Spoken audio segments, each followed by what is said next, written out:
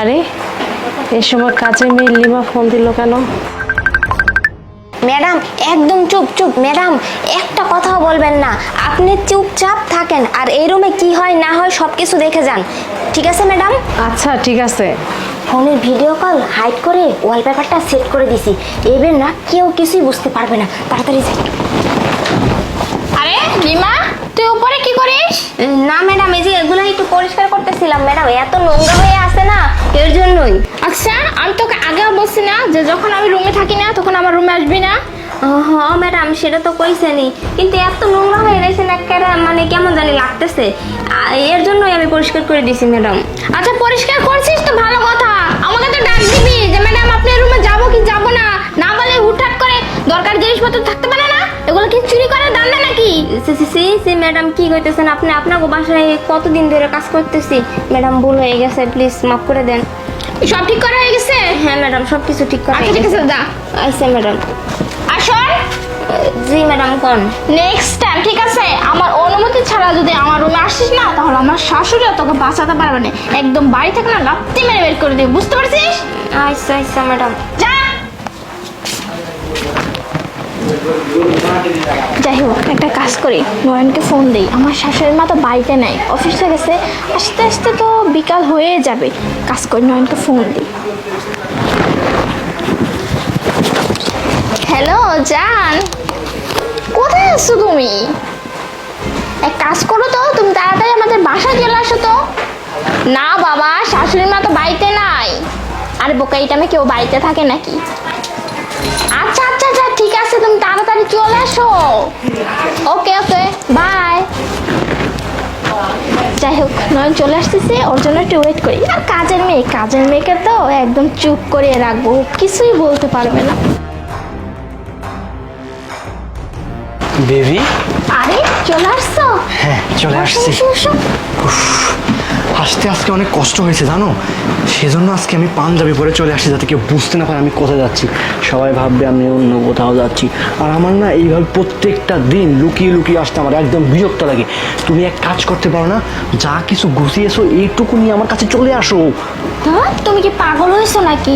আমার স্বামী বাইরে থাকে, প্রতি মাসে লক্ষ লক্ষ টাকা পাঠায়, তারপর আমার শাশুড়ি মা আছে না, ওনার কাছে অনেক টাকা আছে, তুমি তো জানো না আমি এই বাড়িতে থাকি, আমি সব কিছু জানি। কাজ করলে কি হয়, টাকা আছে তো ভালো কথা, বুড়িকে খাবারের সাথে কিছু খাইয়ে দিয়ে বিষ দিয়ে দুনিয়া থেকে বিদায় করে দেই। হ্যাট, পাগল, উল্টা পাল্টা খালি বুঝতে দাও, পুলিশ আসবে, তখন থানা পুলিশ শোনে আমাকে জিজ্ঞেস করবে যে আপনার শাশুড়ি কি হয়েছে, আপনিই তো বাড়িতে থাকেন।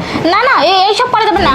আমি বলি, খাবারে বিষ দিয়ে তুমি বাবার বাড়িতে যাওয়ার নাম করে একদিন বেড়াতে যাবে, ও খাবারটা খেয়ে খুব কাত হয়ে যাবে।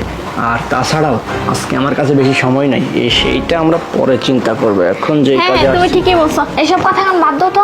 আবার শোনো একটা কথা বলি, এইসব কিন্তু প্ল্যান করা যাবে না, তারপরে তো তুমি ফাঁসবে না, আমি কিন্তু ফেঁসে যাবো।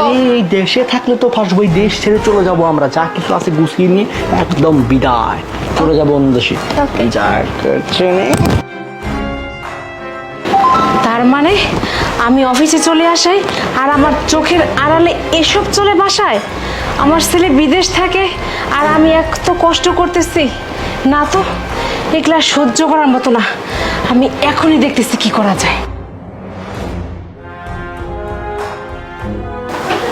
বাহ বাহ বাহ, খুব সুন্দর। হ্যাঁ শান্তা, লজ্জা করে না তোমার? আমার আর আমার ছেলের অবর্তমানে তুমি একটা অন্য ছেলে নিয়ে আসে এইভাবে নষ্টামি করতেছো? না না, আসলে আপনি যা মনে করছেন তা কিন্তু না, আমি হঠাৎ করে মাথাটা ঘুরে গেছে তো, তাই ও আসছিলাম দেখার জন্য, পরে যা কি মানে কি হয়ে গেছে আমি কিছুই বলতে পারছি কে এই ছেলেটা? কে? এটা তো আমার খালাতো ভাই। ও খালাতো ভাই। হ্যাঁ খালাতো হ্যাঁ? ভাই। লজ্জা করে না? তুমি কি ভাবছো আমাকে খুব বোকা মনে হয়? হ্যাঁ, আমি কিচ্ছু জানি না। আপনি সব কি বলতেছেন? আপনি যা মনে করতেছেন তা কিন্তু না। যা মনে করতেছি তা কিন্তু না। হ্যাঁ আপনি ভুল বুঝতেছেন কি। এই একটা কথা বলবো না, লজ্জা করো বেয়াদব, একদম চুপ।